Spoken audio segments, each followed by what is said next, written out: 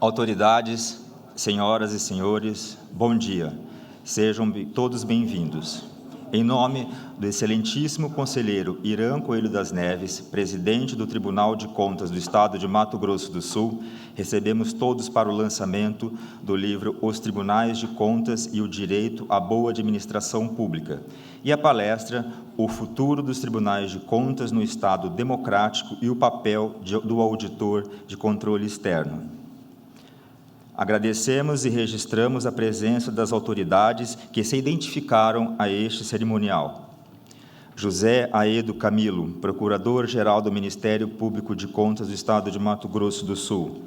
Doutora Cláudia Bossai Assunção Faça, Defensora Pública, diretora da Escola Superior da Defensoria, representando neste ato a Defensora Pública, Excelentíssima Senhora Patrícia Elias de Oliveira. Excelentíssima Senhora Ludmila dos Santos Russi, Procuradora do Estado de Mato Grosso do Sul e diretora da Escola Superior de Advocacia Pública. Excelentíssimo Senhor Rafael Brasil, Procurador do Estado de Mato Grosso do Sul. Luiz Fernando Bunlai, Controlador Adjunto do Município de Campo Grande, Boiném. Excelentíssimo Senhor Mauro Brandão, Procurador-Chefe da Procuradoria da Fazenda do Estado de Mato Grosso do Sul. Excelentíssimo Senhor Newton Kiyoshi, Chefe da Procuradoria de Assuntos Tributários do Estado de Mato Grosso do Sul. Osley Bega Júnior, Procurador do Estado de Mato Grosso do Sul. Excelentíssimo Senhor Rodrigo Marques, chefe jurídico da Agência de Regulação do Município de Campo Grande, Mato Grosso do Sul. Neste ato, o Dr. Odilon de Oliveira Júnior, presidente da AGGERG. João Paulo Lacerda da Silva, presidente do Instituto Brasileiro de Direito Administrativo do Estado de Mato Grosso do Sul.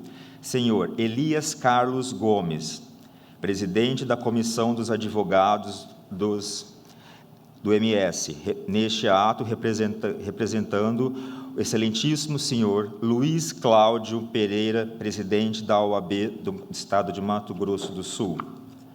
Senhora Renata Alves, conselheira estadual da OAB-MS. Excelentíssimo senhor Luiz Afonso, Controlador-Geral do Município de Campo Grande. Senhor José Ricardo Pereira Cabral, Conselheiro aposentado do Tribunal de Contas do Estado de Mato Grosso do Sul. Excelentíssimo senhor Carlos Eduardo Gerão de Arruda, Controlador-Geral do Estado de Mato Grosso do Sul, e representando neste ato, excelentíssimo senhor Reinaldo Azambuja, Governador do Estado de Mato Grosso do Sul. Excelentíssimo senhor Flávio Cabral, Procurador da Fazenda Nacional do Estado de Mato Grosso do Sul.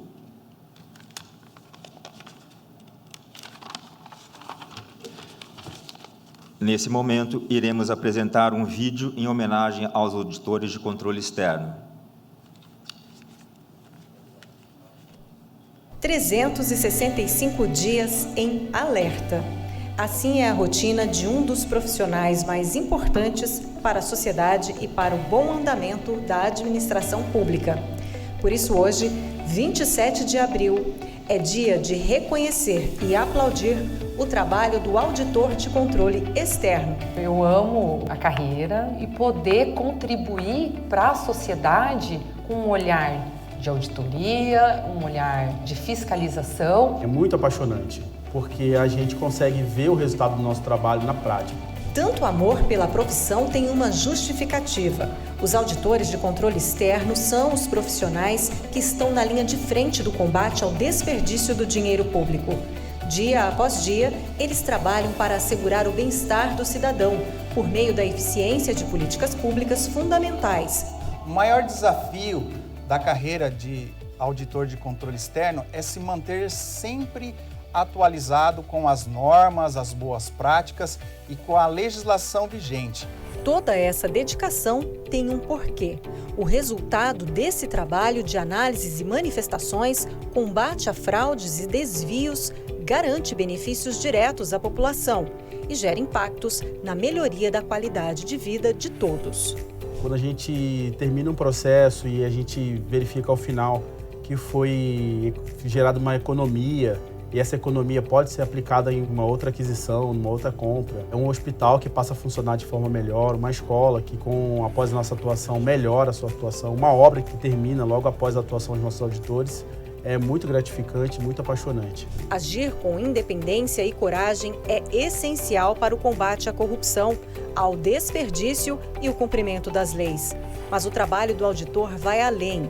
É preciso também orientar para garantir as melhores escolhas, identificar boas práticas na gestão pública e difundi-las pelo país.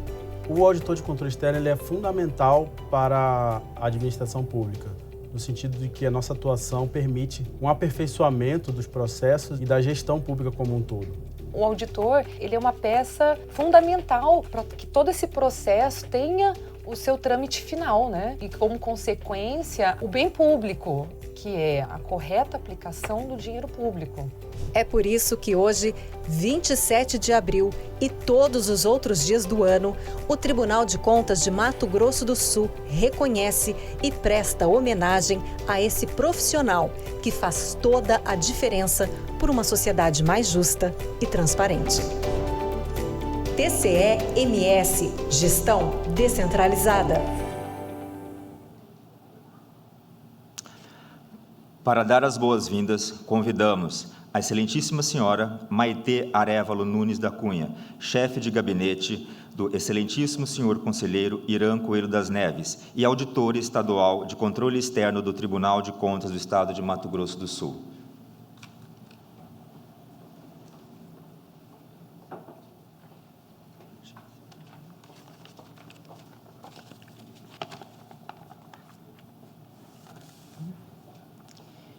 Bom dia a todos, senhoras e senhores. Tenho a honra de representar neste ato Sua Excelência o senhor Presidente do Tribunal de Contas de Mato Grosso do Sul, conselheiro Irã Coelho das Neves, de cuja mensagem de felicitação do nosso dia sou portadora. Mas ainda, expresso aqui o reconhecimento do presidente do tribunal aos auditores de controle externo como titulares de atribuições fundamentais para que as Cortes de Contas exerçam a pleno suas responsabilidades constitucionais de zelar pela correta destinação dos recursos públicos em benefício exclusivo da sociedade. Neste sentido, destaca o presidente que o auditor de controle externo é instrumento essencial à efetividade da própria democracia, pois esta só se realiza quando agentes políticos e gestores públicos exercem com lisura, senso ético e eficiência a delegação do voto popular. E nós, auditores de controle externo, somos responsáveis para aferir com rigor e independência o cumprimento dos preceitos republicanos. Integrando a carreira de Estado, considerada um dos pilares dos tribunais de contas, aos auditores de controle externo, compete as pesadas atribuições de fiscalizar a aplicação das políticas e dos recursos públicos, desde auditorias à análise e instruções das contas do jurisdicionado, além de atuação preliminar em todas as representações, consultas e denúncias. Tais responsabilidades têm crescido progressivamente na medida em que se ampliam de forma objetiva as competências e as autonomias asseguradas às Cortes de Contas pela Constituição da República Federativa do Brasil.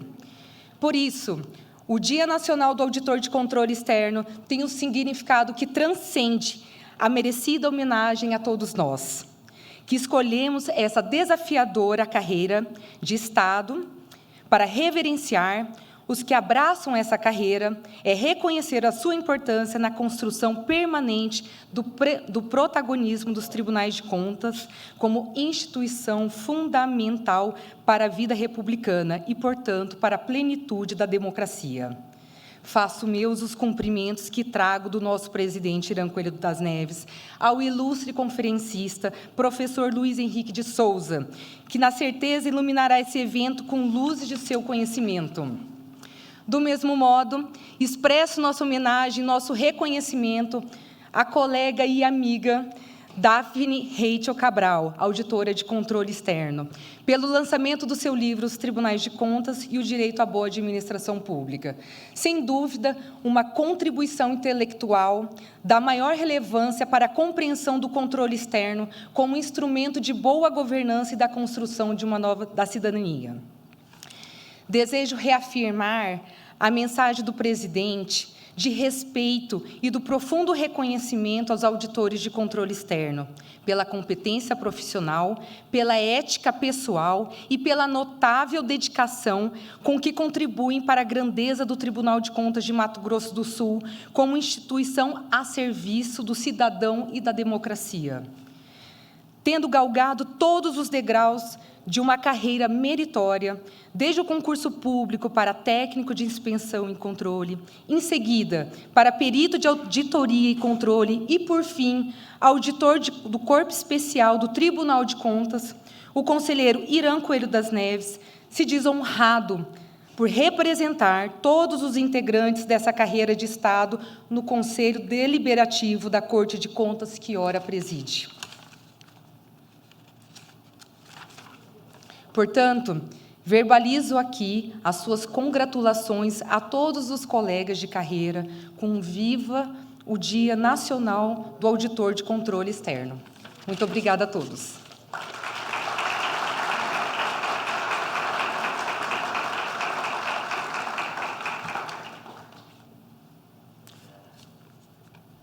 Ainda confirmando e agradecendo a presença, senhora Fabiana Ferreira, presidente da Associação dos Auditores de Controle Externo do Tribunal de Contas do Estado de Mato Grosso do Sul.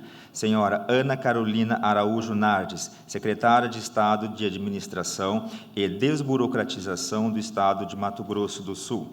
Excelentíssimo senhor Roberto Pinheiro, procurador federal.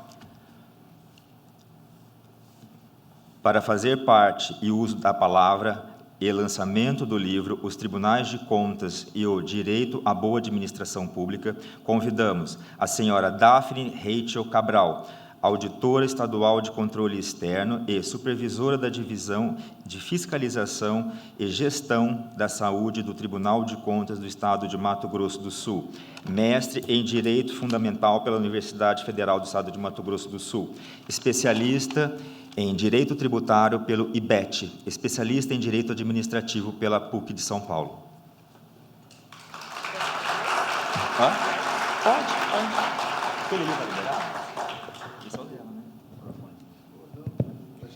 Bom dia. Hoje é um dia de muita alegria, é uma dupla comemoração, principalmente na minha vida. No dia 27 de abril, nós comemoramos o Dia do Auditor de Controle Externo, que é a minha carreira. Foi uma data celebrada pela NTC e partiu de uma ideia de um auditor de controle externo do Tribunal de Contas da União. Faz memória ao dia em que o ministro da Fazenda, Cerdezelo Correia, entregou uma carta de demissão à tentativa do presidente da República, Floriano Peixoto, de diminuir as atribuições, as ações do Tribunal de Contas. E é também um dia de muita alegria, porque é o lançamento da minha obra, a minha contribuição com o conhecimento na área do controle externo. Bom, escrever esse livro, lançar essa obra, me colocou 2 vezes no núcleo de alguma representatividade. Primeiro, no momento que eu entrei na primeira turma de mestrado em Direito na Universidade Federal de Mato Grosso do Sul, onde eram 20 pessoas e somente 4 mulheres. Então, eu represento todas as mulheres nesse momento. A partir do momento que eu fui a primeira a defender, eu saí de lá como a primeira mulher mestre em Direito pela Universidade Federal de Mato Grosso do Sul, e eu tenho muito orgulho de carregar essa representatividade. Depois, já nomeada como auditora de controle externo, eu passo a representar os meus colegas, a minha carreira, principalmente na abordagem do título da minha obra. Bom, quando nós realizamos um grande feito, né, nunca realizamos sozinhos. Então, eu preciso fazer os devidos agradecimentos primeiro à realização desse evento. Agradeço a todos que, de alguma forma, auxiliaram, que ajudaram.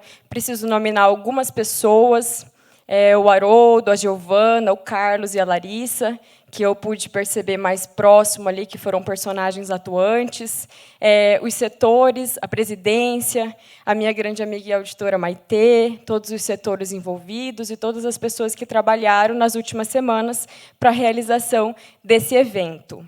Também quero fazer os devidos agradecimentos aos meus grandes exemplos e inspirações para escrever uma obra. Para trilhar esse caminho do conhecimento, muitas vezes, de início, não tem um retorno, mas a simples busca pelo conhecimento e pela vontade de contribuir com a sociedade, com a nossa vida e com o futuro. Eu tenho alguns grandes exemplos e inspirações na minha vida, e eu vou começar nomeando o meu grande exemplo, que é o meu pai. Tem especialização, tem mestrado, tem doutorado, também já escreveu livro, lecionou pelo Brasil todo, foi coordenador de vários cursos e sempre me disse o seguinte conselho: filha, a única coisa que ninguém tira da gente é o nosso conhecimento, então invista nele. O meu segundo exemplo, sem dúvida, é a minha mãe, que quando eu nasci, ela só tinha até a 8ª série, então eu vi uma mulher no final da sua juventude, se esforçar, retomar os estudos. Eu acompanhei no fundo das salas de aula, com os meus brinquedos, com os meus desenhos. Ela terminou o 2º grau, ela prestou vestibular e entrou na faculdade, quando eu já era nascida. Então, também é o meu grande exemplo. Graças a Deus, os meus exemplos não terminaram aí. E quando eu conheci a minha segunda família, o meu sogro e a minha sogra, pude ter outros exemplos de dedicação com os estudos. Ambos tiveram uma brilhante carreira, minha sogra na Receita Federal, meu sogro foi aprovado como fiscal de rendas do Estado, concursos fruto de muita dedicação, de muito estudo. Frise que minha sogra também já era mãe, quando ela passou nesse concurso público. E foi nessa segunda família que eu achei o meu exemplo, que nasceu a minha vontade de ir para a carreira pública. Até então, os meus exemplos eram do setor privado. Então, até o início da faculdade, eu só pensava em mandar currículos para multinacionais, empresas de trainee. Era esse o meu plano inicial. E foi com essa minha segunda família que eu comecei a focar no concurso público. E aí, então, Deus colocou na minha vida meu maior exemplo, minha maior inspiração, o meu marido Flávio, que eu pude acompanhar todo o caminho, desde a escola, a faculdade, a especialização, o primeiro mestrado, o segundo mestrado, o doutorado, o pós-doutorado, o primeiro livro, o segundo livro, o terceiro livro, o quarto livro. Também acompanhei o plantio de uma árvore, e as 2 filhas dele são minhas. E também já sabia o quanto ele era um professor nato, desde quando ele me explicou no 2º ano de Direito, a matéria Obrigações, Direito Civil, que nem é a área dele. E mesmo eu tendo errado uma questão, o professor me deu 10, porque ele falou que os meus exemplos foram brilhantes e que ia ajudar na carreira dele, porque ele ia passar a usá-los. E eram os exemplos que o Flávio tinha criado. Então, como eu falei aqui, eu nem costumo me emocionar, mas hoje eu estou emocionada. Eu tive grandes exemplos e inspirações. Então, foi com o nascimento das minhas filhas Flávia e Milena que eu passo a querer ser agora o exemplo e a inspiração na vida das pessoas, principalmente na vida delas. Bom, sem prejuízo de eu agradecer todas as pessoas que, de alguma forma, passaram pela minha vida como chefes, como amigos, colegas, e, mais uma vez, eu preciso nominar agora 2 colegas. A minha colega auditora Anaí, que foi o grande gatilho para a publicação desse livro, porque, quando ela leu a minha dissertação, ela me mandou uma mensagem à noite e falou: por que ainda não virou um livro? De todos os livros que eu li, o seu é o que realmente mostrou a importância da nossa atuação, né? Tem que publicar. E o meu colega, que infelizmente não pode estar aqui hoje, é o presidente da NTC, que prefaciou o meu livro, Ismar Viana, auditor de controle externo, um profissional brilhante, um orgulho para a carreira. Tenho muito orgulho por ele ter aceitado fazer o meu prefácio. Bom, feito todos esses agradecimentos, eu posso passar a explicar um pouco da minha obra para vocês. Não vou fazer um spoiler, né? Tem que todo mundo ler, adquirir o livro, mas eu vou explicar um pouco como que eu cheguei a esse objeto de estudo, por que eu desenvolvi dessa forma. Primeiro, para começar a falar da obra, eu preciso falar um pouco da minha formação acadêmica, que tem toda a relação com a obra. Eu comecei depois da faculdade, a minha especialização foi na área de tributário, eu fiz especialização em Direito Tributário pelo IBET, e aí ali eu pude ver a arrecadação do dinheiro público, né? Porque para a gente fazer o serviço, para prestar os serviços, para atender a necessidade da população, a gente precisa de recurso, a gente precisa do dinheiro público. E foi ali no direito tributário que eu comecei a analisar a arrecadação. Já tive um grande interesse, parti dali para uma pós-graduação em direito administrativo pela PUC, e aí eu comecei a ver como é a gestão desse dinheiro que era arrecadado, né? Quem são as pessoas que vão gerir, quem são os atores, os órgãos, os poderes que vão cuidar de cumprir essa aplicação. E, já pude descobrir que quem fiscalizava essa correta aplicação e a melhor gestão eram os tribunais de contas. Já tinha acendido um alerta ali para esse objeto. Também, no mesmo ano em que eu passei no mestrado da UFMS, eu também fui nomeada auditora de controle externo, tudo no mesmo ano. Então, quando eu fui começar esse projeto, porque o livro ele começou lá no meu projeto de mestrado, na minha dissertação, eu queria fazer alguma coisa que também abarcasse a minha carreira, porque eu já estava aqui, eu já vivia o dia a dia pulsante da instituição, eu já sabia os problemas que nós enfrentávamos, o que nós podíamos fazer, já enxergava algumas coisas para aprofundar um estudo, para aprofundar uma pesquisa, fazer uma análise crítica e propositiva. Mas aí, quando eu entrei no mestrado, era um mestrado em Constitucional, Direitos Humanos, na linha de Direitos Fundamentais, eu descobri um novo direito, que até aquele momento eu não conhecia, que era o direito à boa administração pública, que tem berço no direito italiano. E lá, quando eu fui olhar as primeiras remissões que a Constituição italiana falava da boa administração pública, eu vi que só falava assim, que fosse um bom andamento da administração. Era uma coisa bem simples e foi espalhada por toda a União Europeia, mas eu já enxerguei ali, nesse direito, o que era novo para mim. Ele reunia todos os outros direitos. E eu fui aprofundando o estudo. Da União Europeia, eu achei simples, fui tentar fazer um direito comparado, não com a intenção de fazer uma dissertação em direito comparado, porque ia estender muito e eu ia ter que aprofundar nisso.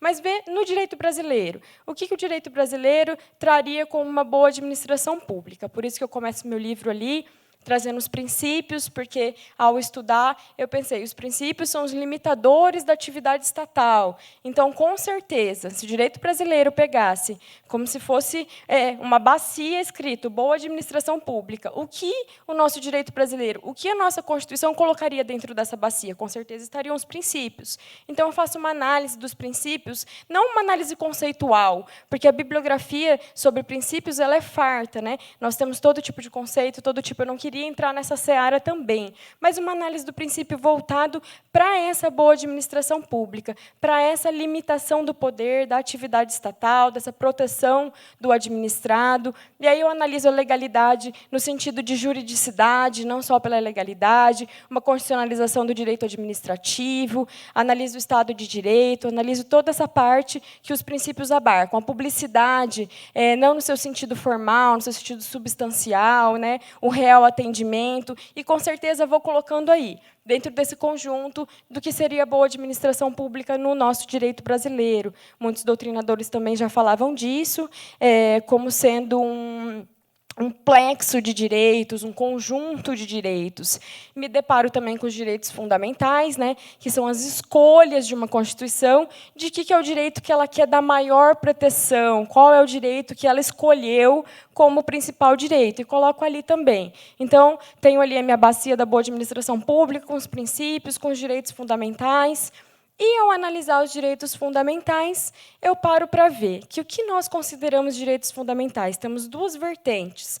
Temos a vertente material, que seria o conteúdo daquele direito, que é direito fundamental para a nossa Constituição brasileira, a dignidade da pessoa humana. Então, esses direitos que têm a dignidade da pessoa humana são considerados, numa vertente material, um direito fundamental. E, numa vertente formal, são os direitos que nem sempre vão ter esse conteúdo da dignidade da pessoa humana, mas simplesmente por estarem ali, por ser texto, e quanto texto tem a nossa Constituição, né? Essa análise que eu fiz. E aí, nesse momento da minha pesquisa, eu já cheguei à conclusão de que, com certeza, o direito à boa administração pública seria um direito fundamental. Por quê? Tanto numa análise formal, já que eu disse que são os princípios e os direitos fundamentais que têm texto escrito estão ali, e a boa administração significa eles estão dentro da boa administração. Então, esse direito à boa administração pública abarca tudo isso que está ali, é um direito fundamental no ponto de vista formal. E, do ponto de vista material, sem dúvida, se nós não atendermos à dignidade da pessoa humana, não há boa administração pública. Então, também seria um direito material. Ótimo, eu já tinha chegado a um ponto muito bom na minha pesquisa, já poderia trabalhar só aí, fazer um direito comparado, conseguir trazer o direito à boa administração pública para o Brasil, defendi que ele seria um direito fundamental. Aí me vem a pergunta, para que seria bom isso? Primeiro, você simplesmente transforma os princípios e todo o direito a uma boa administração pública em direitos acionáveis. Não dependemos da vontade do legislativo. Se é um direito fundamental, já podemos procurar os órgãos de controle responsáveis e ativar esse direito. Ok. Mas aí eu também parei para pensar. Se fosse esse o problema, o direito está ali na Constituição, para ele ser efetivamente cumprido, estava ótimo, né? Então, o ingrediente para a sociedade ter o atendimento aos serviços de qualidade, para ela ter o atendimento aos seus anseios, não basta ele estar ali, e nem a fundamentalização de um direito, não basta eu colocar ele como um direito fundamental. Senão, ele vai cair como, e eu até peço desculpas pelo uso simplista da palavra quando falamos dos nossos direitos, né? Porque os direitos são conquistas tão caras à humanidade, mas ele cairia ali em desuso como tantos outros direitos que a população sabe que existe e que não vê acontecer. Então, eu pensei num ator. Quem poderia ser o concretizador desses direitos? Em que momento, mapeando entre o direito estar ali, aquele Estado reconhecer aquele direito como fundamental e não aplicá-lo, qual era o problema? Voltei na minha pós-direito tributário, pensei que, às vezes, o problema seria do dinheiro, reserva do possível, escolhas trágicas do direito, lá no início de constitucional do meu mestrado, para trazer alguma concretização. Mas, como eu já estava na carreira, também nós estamos na era do compliance, né, da ética, dos programas de integridade, nós estamos na era do fortalecimento do tripé, controle social, controle interno, controle externo. E também, na minha pesquisa, eu já tinha encontrado os sistemas de controle como fundamentos para a democracia e para a república. Eu pensei no controle externo, principalmente o exercido pelos tribunais de contas, como o concretizador desse direito fundamental à boa administração pública. E quanto mais eu pesquisava e quanto mais eu vivenciava o meu dia a dia como auditora, mais eu chegava à conclusão de que eu realmente tinha escolhido um bom objeto. O Tribunal de Contas, não só ali nas suas funções essenciais, do 70 ao 75, né, da nossa Constituição, ele tem inúmeras funções: fiscalizatória, consultiva, sancionatória, pedagógica, não para por aí. É uma instituição completa, que só dentro dessa instituição nós temos os 3 processos, o auditorial, o ministerial e o judicante, dentro de uma mesma instituição. É uma instituição com uma estrutura muito boa, com uma pluralidade de atores, com pessoas capacitadas trabalhando todos os dias. Então, era um ator que, quanto mais eu analisava os papéis de trabalho como auditora, as fiscalizações, os levantamentos da instituição, os termos de ajuste de gestão, mais eu via um caminho para a gente concretizar esse direito.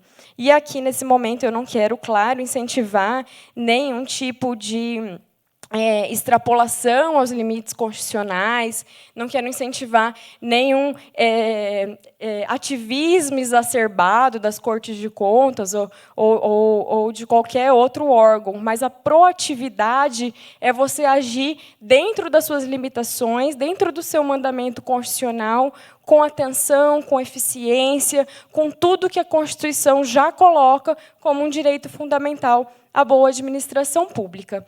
Então, agora, como eu entrei no ponto dos auditores de controle externo, do dia do auditor, e cheguei nesse ponto que é o ápice da minha pesquisa do controle externo exercido pelos tribunais, eu passei a analisar o que estava impedindo, quais eram as falhas que estavam impedindo para a gente ir em frente. Desde a composição do corpo, desde os concursos públicos, desde a autonomia, desde a melhoria dos papéis de trabalho, desde a melhoria na tecnologia. Talvez ainda os tribunais de contas dos estados e municípios sofram muito mais com isso do que o da União, por exemplo. Temos municípios que, até hoje, por exemplo, não conseguem atender a nova lei, não tem o pregão eletrônico, então temos problemas mais sensíveis. Então, eu enxergava aí uma tecnologia, uma mudança, uma autonomia, um fortalecimento. Apontei também que não tem como controle externo agir sem aquele tripé, né, aquele pilar que eu falei, a ajuda do controle social e do controle interno. Esperei contribuir com essas melhorias ali e enxergo já hoje, com alguns outros anos, mais melhorias ainda. Mas, como hoje é o dia de celebração, eu quero trazer alguns exemplos que nós atuamos e que nós ajudamos, como controle externo, a concretizar esse direito à boa administração pública. Alguns aqui são colegas, alguns aqui trabalham aqui no tribunal e já conhecem, outros não, então talvez os exemplos ilustrem melhor. Tem um primeiro exemplo muito interessante, que parece que não surtiria um efeito tão grave assim, mas surtiu. Um caso de um menino que foi, pelo serviço público, né, extrair um siso. A maioria aqui já deve ter extraído o siso, sabe que é uma cirurgia muito simples, e ele precisava, ao lado do local da cirurgia, pegar um medicamento que custava R$5 para o poder público. Chegando lá, não tinha esse medicamento. Então, ele precisou andar até o próximo posto, porque ele só tinha o dinheiro para um passe para voltar para a casa dele. Ele foi a pé, às 11 horas da manhã, num sol quente, até o próximo posto. Chegando no próximo posto, também não tinha o medicamento que ele precisava pós-cirurgia. Então, ele usou o dinheiro do passe que ele tinha, comprou o medicamento, tomou, que ele tinha que tomar logo, e voltou a pé para a casa dele, andando mais alguns quilômetros e no sol. Chegando em casa, estava sangrando muito, e ele estava com muita dor. E aí ele voltou para um atendimento. Chegando no local que ele conseguiu, mais próximo da casa dele ser atendido, não tinha dentista no dia, era só um médico. E o médico não sabia como proceder. Falou que ia internar ele no hospital. Ele ficou muito nervoso, começou a hiperventilar e foi entubado. Um dia de UTI que custou R$30 mil para o poder público pelo desabastecimento de um medicamento de R$5. Então, aí nós já poderíamos fiscalizar. Por que teve o desabastecimento? Teve a pesquisa inicial, teve o planejamento, por que não foi comprado a tempo? Já seria uma economia. Temos um outro exemplo mais recente, eu vou dar alguns exemplos a mais da área da saúde, porque atualmente eu atuo como supervisora da Divisão de Fiscalização de Saúde, mas temos vários outros exemplos aqui. Recentemente, as nossas equipes viajaram para visitar os estoques, os equipamentos dos hospitais, e temos 2 exemplos que demonstram isso. O primeiro hospital tinha lá em desuso um aparelho que, inclusive, estava faltando na nossa maternidade, aqui na UTI neonatal, jogado lá, tinha fezes de morcego em desuso, e foram entender por que não estava sendo usado um equipamento tão caro. E aí eles responderam que tinha sido comprado, é um município pequeno, por emenda parlamentar, falaram, esse é muito necessário, está faltando por aí, vamos comprar. E quando foram ver no dia a dia os custos daquele equipamento, eles viram que não poderiam manter aquele equipamento, então eles simplesmente deixaram em desuso. Então, mais uma vez, faltou planejamento, faltou um estudo nisso aí. E um outro equipamento, um raio-x de R$300 mil, também no fundo do hospital, da mesma forma, lá num local sucateado. E por que não está usando o raio-x? Custou R$300 mil. Ah, porque quando nós começamos a utilizar, os postos de saúde não conseguiam ler mídia digital. Então, a gente precisava ter comprado junto uma impressora. Então, espera aí, na nova lei mesmo, 14.133, fala no momento da pesquisa, né, no estudo técnico preliminar, fazer o levantamento de tudo, de quais são os custos daquela compra, se precisa ter compras junto.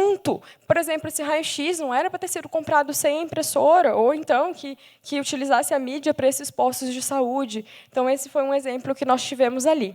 Como eu falei, não vou colocar só da saúde, que eu estou lá, eu sei de um exemplo de colegas da educação. Há alguns anos, tinha muitas denúncias de merenda escolar, que não estava chegando a merenda completa para as crianças. E aí o tribunal fez um levantamento à época e viu que, na verdade, as licitações e os contratos estavam completos. Era para abarcar, era para chegar a merenda completa para essas crianças. Então, resolveram utilizar um papel de trabalho, uma fiscalização, em que você faz questionários e leva para os professores, para os alunos, para as pessoas ali envolvidas, com questões simples. Quantas vezes na semana tem feijão? Quantas vezes na semana tem algum tipo de proteína, uma carne, um frango, um ovo, alguma coisa do tipo. E aí, no resultado, eles viram que, às vezes, passava meses sem feijão e sem nenhum tipo de carne. Qual o papel do tribunal nesse caso? Ele foi ver se a licitação está ali, o contrato está ali, a execução está ali. Foi pago? Aonde está o erro? Fazer uma matriz de responsabilidade. Foi o fiscal do contrato que recebeu a menor quantidade? Ou, às vezes, recebeu quantidade de alimento vencido e teve que jogar fora? Aconteceu algum problema no manuseio desses alimentos, né? Por que não chegou para as crianças? Então, mais um papel muito importante num direito fundamental da população.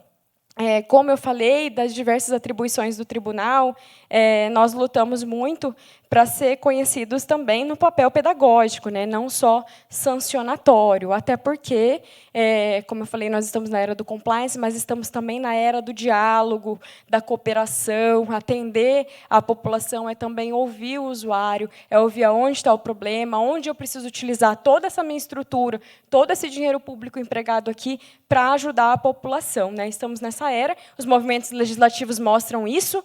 Na 8666 não existia qualquer tipo de diálogo entre o público e o particular, já era considerado conluio. Na 14.133 já temos uma modalidade para ouvir o particular, o diálogo competitivo, para chamar o particular, para falar qual a melhor solução, para o particular utilizar a expertise dele. Estamos na era do diálogo. Então, eu quero também dar 2 exemplos muito importantes que nós tivemos na nossa divisão do papel pedagógico do Tribunal de Contas.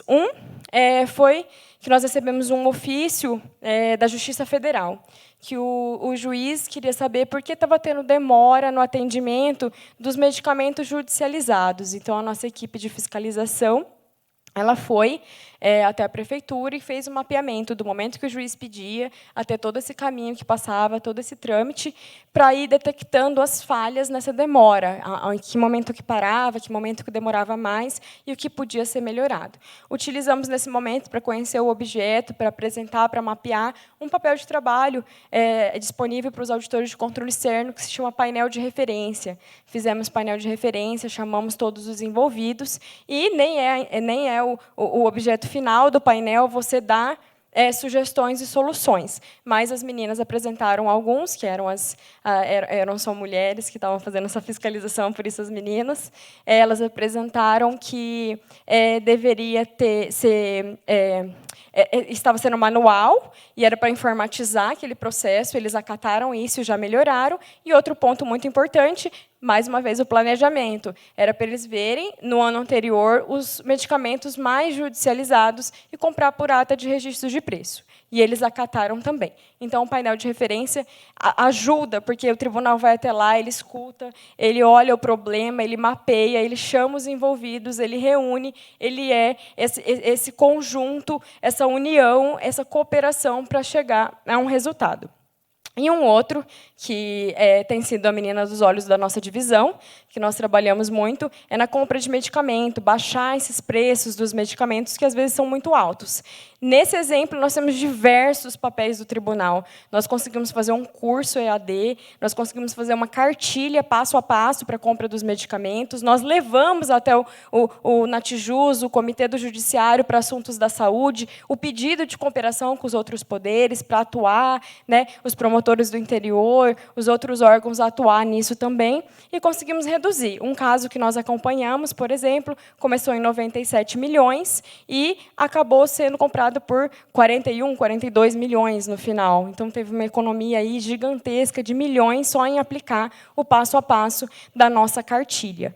Então, esses são alguns exemplos práticos da atribuição, de como o tribunal consegue atuar para devolver para a sociedade, para proteger esses direitos fundamentais da sociedade. Como eu falei, eu não quero colocar o tribunal aqui como nenhum herói irretocável, precisamos de melhorias. Eu trato num capítulo próprio no livro sobre as melhorias que eu enxergo, que devem ser feitas no tribunal, mas, sem dúvida, nós temos esse papel aí, nós temos a estrutura para isso, nós somos uma instituição que pode, sim, ser apontado como o concretizador do direito fundamental à boa administração pública. E eu espero, com o meu livro, com as minhas ideias, contribuir para a população, para ela saber que ela tem um direito fundamental a uma boa administração pública, para os meus colegas, para entusiasmá-los no dia a dia, nas nossas atividades, o quanto nós somos importantes para a sociedade, para os outros autores do Tribunal de Contas, dos outros poderes, para enxergar na gente uma cooperação, um parceiro nisso, para a gente trabalhar junto em prol da concretização desses direitos fundamentais, que o interesse público tem que ser o objetivo de todo servidor público, de todo órgão público. Hoje a gente ainda vai ter a palestra do Luiz Henrique Lima, grande conhecedor do assunto do controle externo, que com certeza vai agregar muito na minha carreira também e na minha pesquisa nessa área. Quero agradecer a presença de todos. Obrigada.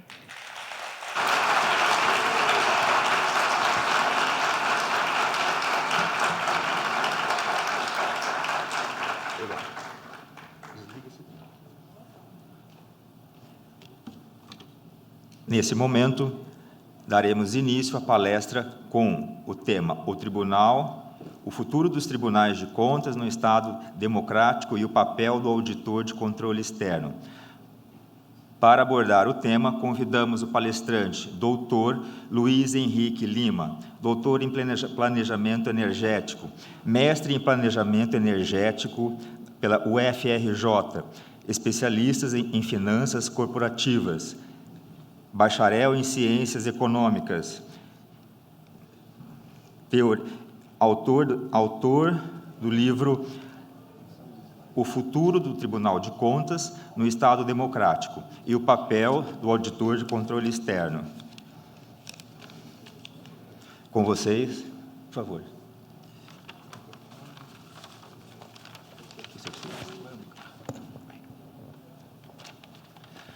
Bom dia a todos. Parabéns aos auditores de controle externo do Tribunal de Contas de Mato Grosso do Sul e de todo o Brasil, porque esse é um dia nacional. Eu fico muito honrado de ter sido convidado pelo Tribunal de Contas de Mato Grosso do Sul para estar aqui com vocês hoje. Quero agradecer à instituição, na pessoa do seu presidente, o conselheiro Irã Neves, e dos demais membros e integrantes do TCE de Mato Grosso do Sul. Quero parabenizar a Daphne Cabral pelo lançamento do seu livro. Eu já tive a oportunidade de folheá-lo e escrutinar ali o sumário, alguns trechos. Vi que ele tem uma produção de excelente qualidade. Ele, certamente, no meu retorno a Cuiabá hoje, né, no avião, eu já vou ir devorando com bastante ansiedade essa obra. Pela exposição que ela fez para vocês, vocês podem ter a dimensão da qualidade da pesquisa e do domínio que a autora tem desse assunto. Parabéns, muito sucesso, e eu espero que outros tribunais possam convidá-la também para fazer esse lançamento e disseminar esse conhecimento tão importante. Bom, o tema que nós vamos abordar, o futuro dos tribunais de contas no Estado democrático e o papel do auditor do controle externo. Eu vou pedir licença, apesar de ser um dia de festa, mas eu tenho um dever. Eu estou falando aqui não como representante institucional do TCE de Mato Grosso, nem como vice-presidente da Associação Nacional dos Ministros e Conselheiros Substitutos. Eu estou falando como professor, estou falando em meu nome próprio.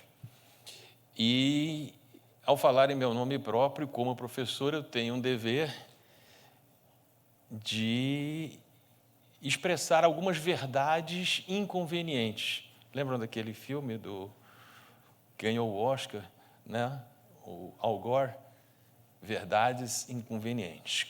Quando nós falamos dos tribunais de contas, precisamos falar de algumas verdades inconvenientes. E eu vou começar pedindo desculpas se alguma dessas verdades trouxerem incômodo e desconforto, mas sem incômodo e desconforto, nós não conseguimos avançar. Sem uma visão crítica do que somos, como pensar no futuro. Como é o Dia do Auditor, eu pensei em começar falando da minha vida como auditor de controle externo, que eu fui, durante alguns anos da minha vida, auditor federal de controle externo do TCU de 96 a 2009. Em 2009, eu me tornei conselheiro substituto no TCE de Mato Grosso. Minha vida foi assim, igual a de vocês, né?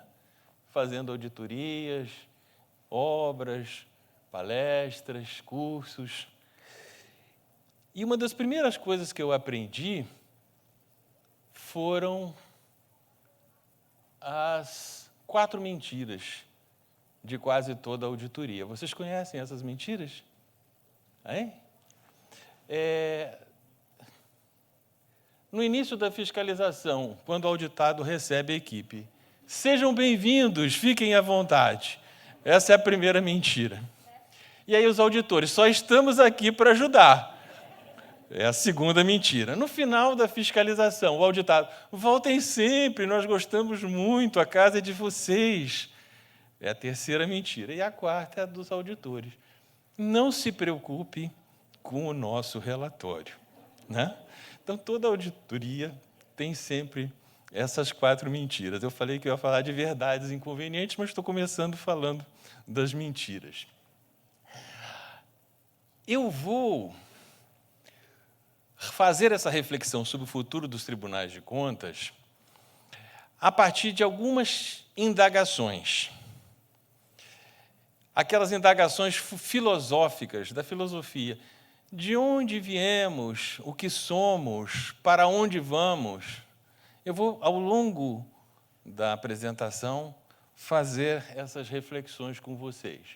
Mas a primeira é essa: que diabo se faz nos tribunais de contas? As pessoas não conhecem os tribunais de contas, né? E essa pergunta não é a de hoje. Essa pergunta tem uns 130 e alguns anos. Essa pergunta foi feita num romance famoso de Eça de Queiroz, 1888, Os Maias. Era um diálogo entre 2 amigos que estavam de madrugada bebendo num botequim. 2h15, exclamou Taveira, que olhara o relógio. E eu aqui, empregado público, tendo deveres para com o Estado logo às 10h da manhã. Que diabo se faz no Tribunal de Contas? Perguntou Carlos. Joga-se? Cavaqueia-se? Faz-se um bocado de tudo para matar tempo, até contas. Então, vejam que em 1888 sequer existia o Tribunal de Contas no Brasil. Esse é um romance português, refere-se ao Tribunal de Contas de Portugal. Mas desde aquela época, o Tribunal de Contas ele já é objeto de desconhecimento e de crítica. Faz-se um bocado de tudo para matar tempo, até contas. E aí vem a outra pergunta, o que são contas? O que são contas? Será que é isso, um processo de contas? Alguém aqui já viu ao vivo alguma situação parecida? Será que isso são contas? Contas são aquelas operações matemáticas, aritméticas básicas? O que são contas? Acho que o início da nossa conversa sobre Tribunal de Contas tem que ter a definição de contas. Então, contas é um conjunto de informações sobre uma determinada gestão num determinado período, que sejam confiáveis e que permitam a avaliação da legalidade, eficácia, eficiência, economicidade da gestão. Essas informações não são, portanto, restritas a demonstrativos contábeis, mas envolvem relatórios de gestão, indicadores de desempenho, etc. Então, contas é muito mais do que um conceito contábil ou aritmético. E de onde nós viemos? Qual é a nossa origem? O auditor de controle externo. Quem foi o primeiro auditor? Essa origem é distante.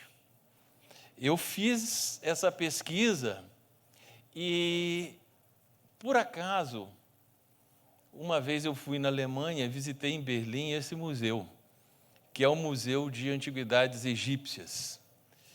E lá tem assim algumas antiguidades muito famosas, mas numa sala assim meio secundária, eu encontrei este sarcófago. E este sarcófago, vocês vão ver que é um sarcófago ricamente trabalhado, de granito preto, todo artístico. Eu descobri na plaquinha embaixo que este era, dá para ler? O sarcófago do Djerap Pimu, Royal Audit Officer. O Djerap Pimu era o auditor do faraó. O faraó, lá, cerca de 8 séculos antes de Cristo, já tinha um auditor. Vejam a sabedoria do faraó. O faraó sabia da importância do controle para poder gerenciar a sua riqueza. E esse auditor não era um funcionário qualquer, olha só, ele ganhava bem, ele estava ali ele merecia uma boa remuneração. Você vê pelo sarcófago dele, não é um sarcófago de se jogar fora, né? É um belo sarcófago. Então, desde o início das sociedades humanas, há necessidade da função de controle, há necessidade dos auditores. E um dos primeiros pensadores da ciência política, da filosofia, um dos grandes gênios daquela primeira época da humanidade, foi Aristóteles. Na sua obra-prima Política, no século V a.C., ali está o que Aristóteles fala. Considerando que muitas, para não dizer todas, as funções de governo movimentam grandes somas de dinheiro, existe a necessidade de que um outro órgão cuide da prestação de contas e da auditoria delas, não tendo nenhuma outra função além dessa. Ou seja, Aristóteles pregava que na organização ideal do Estado existisse um órgão especializado na auditoria no exame da prestação de contas das demais funções governamentais. E ele completa: esses funcionários são conhecidos como examinadores, auditores, contadores, controladores. No século V antes de Cristo. E por falar em Cristo, nós vamos ao Evangelho e vamos encontrar o princípio da prestação de contas em pelo menos 3 dos 4 evangelhos. Em Lucas, muito se pedirá a quem muito se houver dado, e maiores contas serão tomadas àquele a quem mais coisa se haja confiado. É o princípio da prestação de contas. Está no Evangelho de Lucas. No Evangelho de João, Jesus Cristo admoesta os fariseus: se fosseis cegos, não teríeis pecado. Ou seja, o rigor do julgamento deve ser maior para aqueles que dispõem de maior discernimento para distinguir o certo do errado e de melhores condições para evitar o erro. Lição semelhante também se encontra no Evangelho de Mateus, na parábola dos talentos, em que o Senhor decide tomar contas dos seus servidores. Então, vamos avançar um pouco na história e chegar à Revolução Francesa. Essa moça aí, né, é uma das mais célebres imagens da Revolução Francesa, é a liberdade guiando o povo para derrubar o absolutismo, a queda da Bastilha. 14 de julho de 1789. Menos de um mês depois, ou pouco mais, né? Pouquinho depois, foi feita a Declaração dos Direitos do Homem e do Cidadão. Esse documento maravilhoso da história humana. Proclamou o direito à liberdade de expressão, o direito à liberdade de crença, o direito à liberdade de ir e vir, enfim, os direitos humanos. E olha lá o artigo 15. A sociedade tem o direito de pedir contas a todo gestor público da sua administração. Esse é um direito fundamental. Na sociedade democrática, o cidadão tem o direito de pedir contas ao administrador, porque o administrador não gere um patrimônio seu, como era no absolutismo, que o monarca, o imperador, o faraó, ele controlava tudo, ele era o dono. Não. Agora, ele gere um patrimônio público. O presidente, o governador, o prefeito, eles são gerentes provisórios de um patrimônio que não lhes pertence, que pertence à coletividade municipal, estadual e nacional. E o cidadão tem o direito de pedir contas. Se o cidadão tem o direito de pedir contas, o gestor tem o dever de prestar contas. Enquanto a França vivia a Revolução, os Estados Unidos tinham também a sua Revolução da Independência, da guerra contra a Inglaterra e da primeira Constituição democrática. E um dos inspiradores dessa Constituição foi James Madison. E esse trecho dele eu acho fabuloso. O que ele diz? Se os homens fossem anjos, nenhuma espécie de governo seria necessária. Se fossem os anjos a governar os homens, não seriam necessários controles externos nem internos sobre o governo. Nossos governantes são muito bons. A gente escolhe muito bem os nossos governantes. Mas eles não são anjos. Eles precisam de controle. O controle é indispensável. Isso de acordo com James Madison, 1788.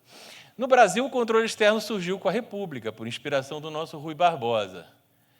E na nossa história republicana, é muito interessante. E eu vou pegar um trecho da mensagem do presidente, conselheiro Irã, e também da fala da Daphne. A nossa história constitucional reflete o que eles disseram. O Tribunal de Contas ele surge pela primeira vez na primeira Constituição brasileira, 1891. Ele tem as suas atribuições reduzidas nas Constituições de 37 e 67. E as suas atribuições são ampliadas em 46 e 88. Por que isso? Porque em 37 tivemos a ditadura do Estado Novo. E em 67, uma Constituição outorgada pela junta militar, pela ditadura. A ditadura não gosta de controle. Nem o Estado Novo, nem a ditadura de 64. Então, o Tribunal de Contas ele é sufocado, esvaziado, desprestigiado, desde o texto constitucional.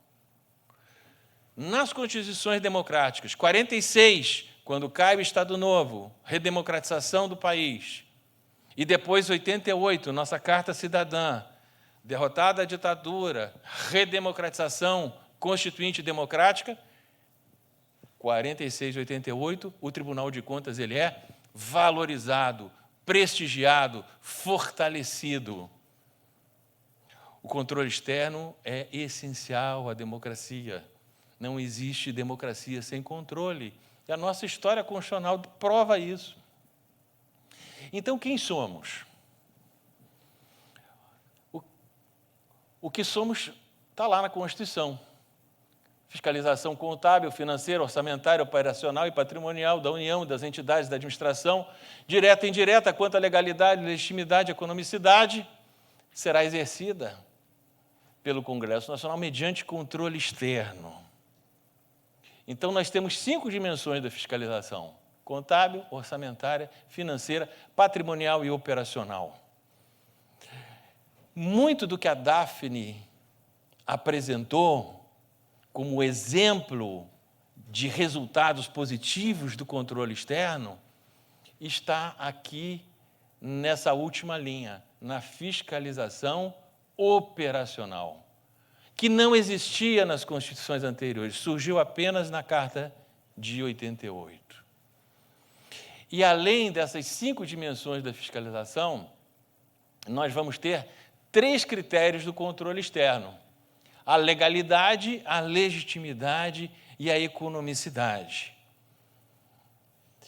A história do controle externo, tradicionalmente, sempre foi a do controle da legalidade, um controle mais formal.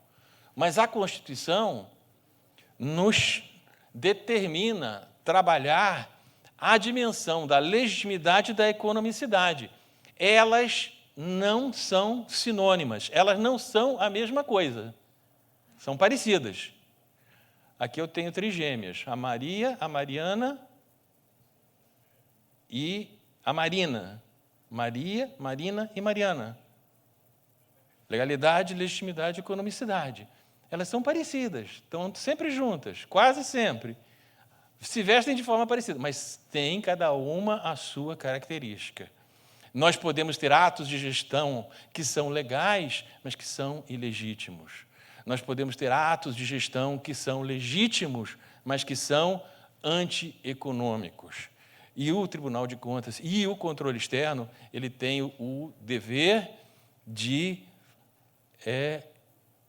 aplicar esses 3 critérios: a legalidade, a legitimidade e a economicidade. E quem é o nosso destinatário? O destinatário do controle: qualquer pessoa física ou jurídica, pública ou privada, que utilize, arrecade, guarde, gerencie dinheiros, bens ou valores públicos. Ou seja, todo mundo, né? In God we trust, all others we audit. Tá? Confiamos em Deus. Os demais todos a gente vai auditar, a gente vai controlar. Esse é o nosso papel. Ninguém está acima do controle. Ninguém está imune ao controle no Estado democrático de direito. Esse hoje é o panorama do controle no Brasil. É meio complicado. Temos o gestor público com controle interno, temos o controle externo, temos o controle social, temos o controle jurisdicional. Às vezes o gestor parece, né, São Sebastião do Rio de Janeiro, né? Com todas essas flechinhas, né? De controle nele. Mas, às vezes, essas flechas não são mortais e o gestor consegue sobreviver. Diz a história que a fé de São Sebastião o levou, ele era um legionário romano que foi martirizado quando se converteu ao cristianismo. Então, mas a fé dele era tão grande que ele sobreviveu às flechadas. Então, o bom gestor, ele sobrevive às flechas do controle, né? Mas, às vezes, o controle não é ouvido, ou não é tempestivo. E aí, nós temos situações desagradáveis. Por exemplo, falta de planejamento.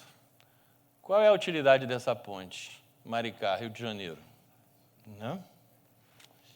Ou falta de orçamento. Acabou o dinheiro no meio da obra. Qual é a utilidade dessa ponte? Curitiba, Paraná. Eu não tenho nenhuma foto de Mato Grosso do Sul, não, tá? Fiquem tranquilos. Eu estou vendo alguém preocupado, mas eu não estou dizendo que não exista. Pode acontecer, só que eu não encontrei quando eu fiz a pesquisa, tá? Falta de licenciamento. A obra foi embargada porque não estava licenciada, tá? Qual a utilidade desse viaduto? Ribeirão do Cascalho, Rio Grande do Sul. Ou falta de fiscalização. Na Bahia, qual a utilidade dessa ponte? Né? O projeto estava certo, a execução foi errada, né? E ninguém fiscalizou. E quando os apontamentos dos auditores não são considerados, às vezes as coisas são mais graves. TCDF apontou necessidade de reparo e manutenção em viaduto de Brasília. É o relatório dos auditores ali, dizendo, olha, onde que precisava fazer a manutenção. O Tribunal de Contas não foi ouvido. O que ocorreu? Queda do viaduto. Lembram disso? 4 anos atrás. Felizmente, sem vítimas. Milagrosamente, sem vítimas, porque era uma área comercial, mas tinha alguns carros estacionados, mas ninguém. Quando o controle não é ouvido, ou quando o controle não é tempestivo, o dano à sociedade é muito grande. Nós temos 3 inimigos do controle democrático. E aqui a gente tem que saber quem são os nossos inimigos. Temos que ter clareza. Controlar é contrariar. Não há nenhuma decisão que a gente tome no Tribunal de Contas que não contrarie algum interesse. Se as contas do prefeito são rejeitadas, o prefeito fica zangado. Se as contas do prefeito são aprovadas, a oposição fica zangada. Sempre vamos ser criticados. Controlar é contrariar. Nós temos que saber disso. Mas nós temos inimigos. O gestor com alma de ditador. O ditador não gosta de controle, de maneira alguma. O gestor corrupto. Claro, corrupto também não gosta de controle. Vai ter a sua conduta exposta. E, finalmente, o gestor incompetente, porque você vai mostrar que não está aplicando bem o dinheiro público, que os resultados não estão sendo alcançados. Então, esses são os nossos inimigos. E qual é a estratégia dos nossos inimigos? Capturar o controle. Eles querem nos controlar, nos impedir de exercer a nossa atividade. Como? Reduzindo nossas competências. Então, são N iniciativas que vamos observar no Congresso Nacional, em assembleias legislativas, em diversos foros e instâncias, da redução das competências dos tribunais de contas. Depois, asfixiar a nossa autonomia. Tentar reduzir o nosso orçamento, tentar limitar a realização de concursos para o pessoal e, finalmente, anular a nossa independência. Então, essa é a estratégia dos inimigos, capturar o controle. E aí eu vou trazer uma citação do Rui Barbosa. Nomear um mau juiz equivale a chamar ao templo um mau sacerdote, dotar a igreja de um mau pontífice. Se há expiações eternas, ninguém as merece mais do que o sacrílego autor de tal atentado. Um funcionário incapaz estraga a administração. Um juiz indigno corrompe o direito, ameaça a liberdade e a fortuna, a vida e a honra de todos, ataca a legalidade no coração, inquieta a família, leva à improbidade, às consciências e à corrupção às almas. Rui Barbosa, patrono dos tribunais de contas, sabia das coisas. Né? Mas lembrando que concursados não são santos. Tem muitas pessoas que dizem, não, mas se fizer concurso para conselheiro, para ministro do Supremo, resolve todos os problemas. Não é tão simples assim. Concursados não são santos. Eu fui professor de milhares de pessoas que foram aprovadas em concurso.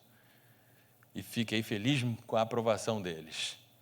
Mas alguns que foram meus alunos não aprenderam minhas lições e depois se envolveram em problemas. Então, o simples fato de você ser concursado não significa que você, quando atingir uma função de poder, vai exercê-la com ética e probidade. A discussão é muito mais profunda do que isso. E aí, quando o controle falha, também acontece o controle falhar. Por exemplo, o gestor que não foi punido tempestivamente. Esse caso aqui, do TCU, processo TCU. Uma tomada de contas de 2002, o auditor de controle externo, não vou dizer o nome dele, mas era um auditor de controle externo do TCU em 2002, tá? Não vou dizer o nome dele. Mas vocês lembram lá naquela transparência que nessa época eu era auditor do TCU. Mas teve um auditor lá, que eu não vou dizer o nome, que colocou isso no processo. Proponho que sejam julgadas irregulares as contas dos responsáveis. Essa pessoa que está aí. Pois bem, o processo não foi julgado. E essa pessoa ficou considerada ficha limpa, né? Ficha limpa. Bom, aí, em 2005, foi nomeado coordenador da intervenção federal na saúde do Rio de Janeiro. E em 2009, foi nomeado pelo famoso governador Cabral secretário de saúde até 2013. Essa é a famosa festa dos guardanapos que fizeram num restaurante de luxo em Paris. Todo mundo terminou preso depois. Tá? Bom, o que aconteceu? Em 2015, o TCU julgou irregulares as contas, que tinham, a proposta tinha sido 2002. E o camarada foi multado em R$10 mil. Aí, em 2017, quando começou todas as prisões no Rio de Janeiro, ele foi acusado sozinho de desviar R$300 milhões da Secretaria Estadual de Saúde. E, em agosto, devolveu R$3,5 milhões de uma conta nas Bahamas. Se em 2002, 2003, ele não fosse mais ficha limpa, teria sido evitado, ou pelo menos teria colocado outra pessoa para roubar, mas não o mesmo, né? Que já se sabia que não ia dar certo. Bom, Arena Pantanal, né? Às vezes Campo Grande tem que dar graças a Deus de não ter tido a Copa, né? Que foi para Cuiabá, né? Essa é a Arena de Brasília, a Arena Mané Garrincha, que foi considerada a arena mais superfaturada do Brasil. De todas as arenas da Copa, eu acredito que vocês já leram sobre isso, a mais superfaturada do Brasil foi a Arena Mané Garrincha de Brasília. E aqui em azul, a nossa querida Arena Pantanal, em Cuiabá. Aí o relatório técnico. Quem faz o relatório técnico? Os auditores de controle externo. Eles apontaram o seguinte, olha, o valor unitário de uma cadeira na Arena Pantanal foi R$ 340, isso lá em 2012, quando foi comprar. R$ 340 por aquela cadeira de arena. Superior em 94,3% à Arena Mané Garrincha em Brasília, que foi 175, da arena mais superfaturada do Brasil. A equipe técnica disse, olha, havia uma diferença de qualidade, mas não foi razoável a opção por comprar uma cadeiras tão caras, né? 40 mil cadeiras, a R$ 340, né? Bom, mas a denúncia foi julgada improcedente. O relator perdeu, foi o revisor, disse o seguinte, a corte não pode substituir o gestor e apená-lo simplesmente por contratar um bem que possui qualidade superior ao outro. E o princípio da economicidade? E a legitimidade? Bom, o teleférico de Chapada dos Guimarães. Alguém conhece Chapada dos Guimarães? Alguém já foi a Chapada dos Guimarães? Alguém já andou no teleférico de Chapada dos Guimarães? Não?